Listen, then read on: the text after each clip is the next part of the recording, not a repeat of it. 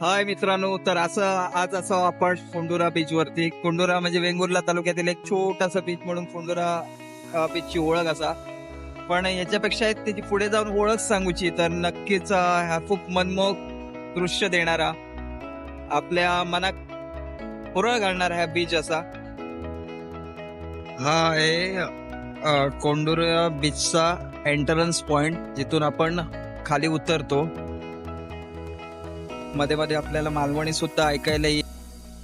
तुम्ही पाहू शकता कशा प्रकारे इथे नदी सागर असं मिळते, याचं उत्तम उदाहरण इथे आपल्याला पाहायला मिळते. नदीला माहेर नाही असं म्हटलं जातं, पण ती सागराच्या ओढीने कशा प्रकारे वाहत वाहत सागराच्या मिठीत जाऊन विसावते हे आपण इथे बघू शकता. हे आपल्याला कोंडुरा बीच वरती पाहायला मिळतं. दोन्ही बाजूला आपल्याला ही माडाची घनदाट, आपल्याला ही माडाची म्हणजे नारळाची झाडं बघायला मिळते. त्यामुळे कुठेतरी वारा थोडाफार रोखला जातोय आणि हे कुठेतरी मानवी वस्तीस एक चांगलं लक्षण आपण म्हणू शकतो. थोडंसं खवळलेल्या स्थितीत समुद्र आहे.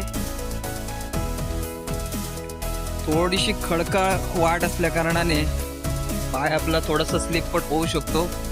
सध्या मासेमारीचा हंगाम चालू झाला असला तरी समुद्र खवळलेला असल्या कारणाने अशा बोटी निवाऱ्यास आपण बघू शकतो. जाळी वगैरे कशी ठेवली आहेत. इथे मासेमारीचा तेवढासा मोठा व्यवसाय होत नाही, परंतु एक उपजीविकेचं साधन म्हणून इथे मासेमारी केली जाते. आणि इकडे आपण बघू शकतो ज्या नदीबद्दल आपण बोललो होतो की नदीला माहेर नसतं, पण इथे नदी सागराचं जाऊन कशी मिळते, कशी भेटते, कसं आलिंगन घेतलं जातं हे आपण याची देही याची डोळा आज ज्यावेळी कोंडुरा समुद्र किनारी येतो त्यावेळी आपण बघू शकतो. आणि कलरफुल सारखा सिनेमा ज्यामध्ये ललित प्रभाकर सर आणि सई तामणकर यांच्यावरती चित्रित झालेला श्री प्रकाश कोंटे दिग्दर्शित हा सिनेमाचं थोडंसं चित्रीकरण सुद्धा या कोंडुरा बीच वरती झालेला. निसर्गरम्य असा हा कोंडुरा गाव आणि हा कोंडुरा गावचा समुद्र किनारा आपण बघू शकतो आपल्या या मालवणी चिली या चॅनल वरून. थोडंसं लांबसून आपण बघला ना तर लिंगेश्वराचं मंदिर कशा पद्धतीने आपल्याला सुबोध दिसतंय आपण बघू शकतो. आजूबाजू नारळाची झाडं कशी डौलान पडत कधी आपल्याला सुद्धा बघू शकतो. आकाराने जरी कमी असलो तरी याचं जर सौंदर्य या आपल्यासारख्या सामान्य लोकांसोबत सेलिब्रिटी लोकांचा सुद्धा भुरळ घालताना आपला खूप गावता. आणि बरेचसे पर्यटक लोक या समुद्र किनाऱ्यात पसंती देतात. आता सध्या वादळ सदृश्य परिस्थिती असल्या कारणाने आपल्याकडे संख्या म्हणजे पर्यटकांची संख्या काय दिसणार नाही.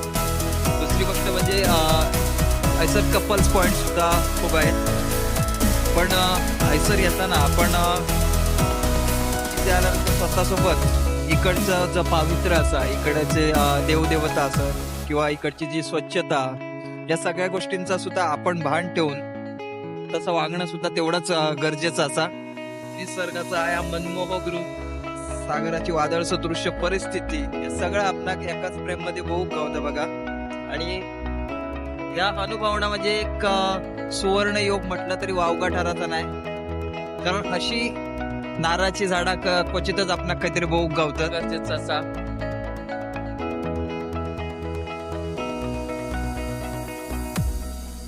बघू शकता तुम्ही कशा प्रकारे समुद्र दिसता. तुम्हाला जर माझे व्हिडिओ आवडत असतील तर निश्चितपणे तुम्ही माझा मालवणी चिली हा यूट्यूब चॅनल सबस्क्राईब करू शकता. माझ्या व्हिडिओंका लाईक करू शकता, शेअर करू शकता आणि कमेंट नक्कीच करा. म्हणजे काय चुकता, काय नाही चुकणार किंवा काय बरोबर असा या सुद्धा आमका कळणं गरजेचं असा.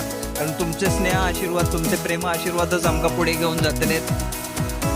तुमचा सुंग टाटा, बाय बाय, धन्यवाद.